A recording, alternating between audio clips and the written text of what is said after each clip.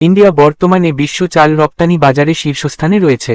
বৈশ্বিক চাল রপ্তানির প্রায় 40% এর বেশি এখন ভারতের দখলে, যা দেশটিকে প্রাইস সেটার হিসেবে প্রতিষ্ঠিত করেছে। পাকিস্তান এর চাল রপ্তানি 2024-25 অর্থবছরে প্রায় 46% হ্রাস পেয়েছে। উচ্চ উৎপাদন খরচ, বন্যা পরবর্তী সরবরাহ সংকট এবং আন্তর্জাতিক বাজারে প্রতিযোগিতায় পিছিয়ে পড়াই এর মূল কারণ। ইউনাইটেড স্টেটস ও পাকিস্তানের যৌথ কূটনৈতিক ও বাণিজ্যিক প্রচেষ্টা সত্ত্বেও ভারতীয় চালের বাজার দখল ঠেকানো যায়নি। আফ্রিকা, মধ্যপ্রাচ্য ও দক্ষিণ পূর্ব এশিয়ায় ভারতের উপস্থিতি আরও শক্তিশালী হয়েছে। ভারতীয় বাসমতি ও নন বাসমতি চাল তুলনামূলকভাবে কম দাম, স্থিতিশীল সরবরাহ এবং সরকারি রপ্তানি নীতির কারণে আন্তর্জাতিক আমদানিকারকদের কাছে বেশি নির্ভরযোগ্য বিকল্প হয়ে উঠেছে।